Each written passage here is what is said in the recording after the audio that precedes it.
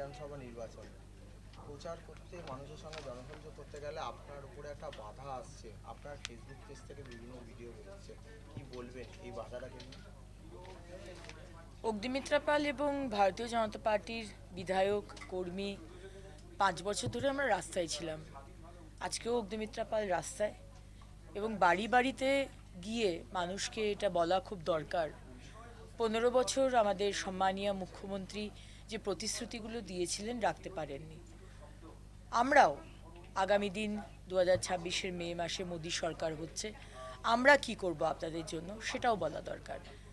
তাই এটা তৃণমূলের খুব অসুবিধা হয়ে দাঁড়াচ্ছে, এবং যেখানেই অগ্নিমিত্রা পাল যায় সেখানেই তাকে বাধা দেওয়া, গো ব্যাক স্লোগান বলা, কিন্তু তাতে কিছু যায় আসে না। কারণ বাংলার মানুষ বিজেপির সঙ্গে রয়েছে, রাস্তায় রয়েছে, মাঠে ঘাটে রয়েছে, সব জায়গাতে বাংলার মানুষ রয়েছে। বাংলার মানুষ পরিত্রাণ চাইছে এই তৃণমূল কংগ্রেস থেকে। সুতরাং এই কাজ চলবে, প্রতিবাদ চলবে, কাজও হবে, এবং আগামী দিন উন্নয়নের সরকার আসবে। যে সরকার ধর্মে ধর্মে বিভাজন সৃষ্টি করে, যে সরকার বলে যে ডবল ডবল চাকরি হবে কিন্তু আমাদের ছেলেমেয়েরা অন্য রাজ্যে চলে যায়, যে সরকার 15 বছর বাদে 1500 টাকা দেয়, যে লাইনে দাঁড়াতে হয় বিএ, বিএসসি, এমএ, এমএসসি, পিএইচডিদের, যে সরকার আরজিকর, দুর্গাপুর বিভিন্ন জায়গায় মহিলাদের উপর আক্রমণ হয় আর তারপরে বলে মহিলাদের সশক্তিকরণের জন্য এই নাও লক্ষ্মীর ভাণ্ডার, বাংলার মানুষ সেই সরকারকে চায় না।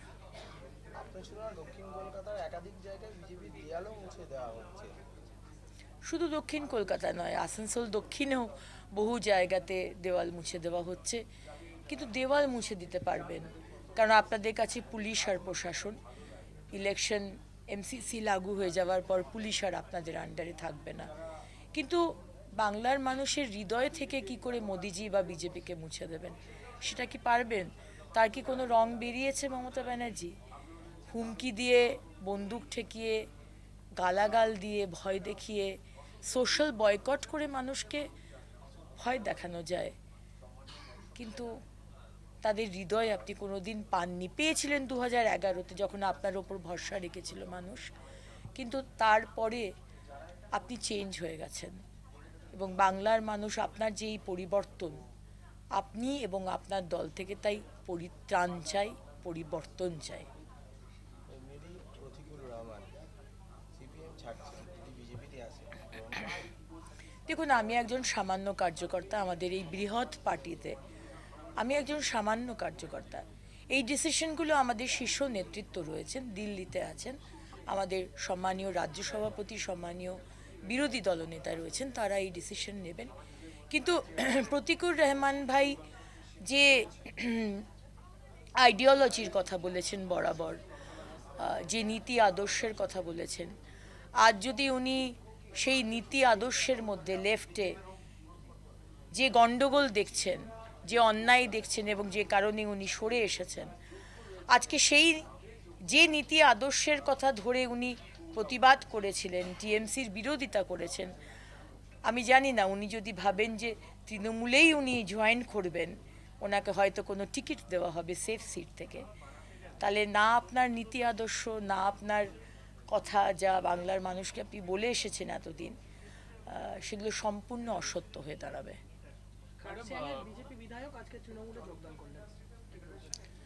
বিষ্ণুপদ শর্মা আমাদের সম্মানীয় বিধায়ক কাশিয়ংয়ের, উনি বেশ কয়েক বছর অসুস্থ ছিলেন, মাঝে আমার যথেষ্ট কাছের বন্ধু ছিলেন, কিন্তু আজকে উনি চলে গেলেন, আমাদের সবারই খুব মন খারাপ। কিন্তু আবারও বলবো যে কেউ গেল বা কেউ এলো তাতে বিজেপির কিছু খুব একটা যায় আসে না, কারণ আমাদের হচ্ছে ক্যাডার বেস পার্টি। আমাদের বুথে যারা লড়াই করছে, রোজ কিছু না পেয়ে অত্যাচারিত হয়ে সেই ভাঙা সাইকেলটা করে আর হাতে ঝান্ডাটা নিয়ে রোদে, গ্রীষ্মে, বর্ষায় তারা মিছিল অ্যাটেন্ড করে, আজকে তারাই হচ্ছে আমাদের শক্তি।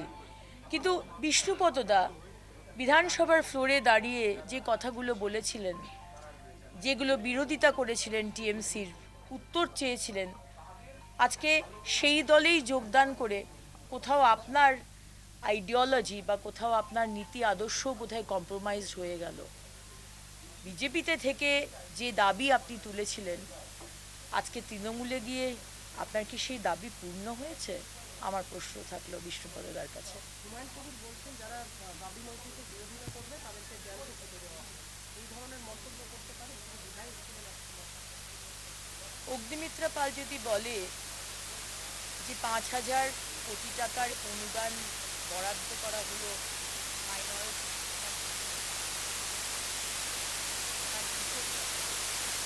আপনারা এই সমাজটাকে অন্ধকারের দিকে ঠেলে দিচ্ছেন আপনাদের নিজেদের এজেন্ডা, নিজেদের ভোট ব্যাংকের জন্য। তখন বলা হয় যে নিন্দা প্রস্তাব আনা হবে, আনা হয়েও তাকে প্রিভিলেজ করা হবে বলে বলা হয়েছে। কিন্তু যখন এই টিএমসি বিধায়ক, আমি টিএমসি যখন মমতা ব্যানার্জি আপনাদের ওনার ওয়াইফকে নোটিশ পাঠান, সবাই জানেন আপনার হয়ে কাজ করছে।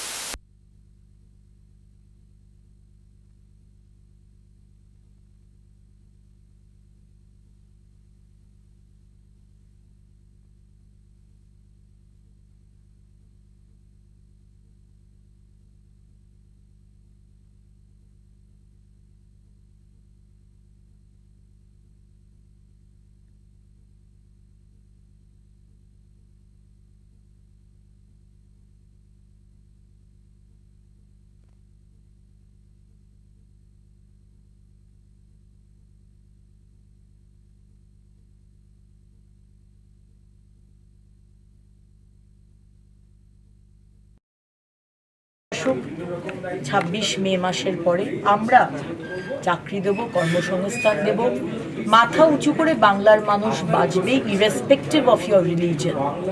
বিজেপি সেটা চায়। Thank you, ma'am. Thank you.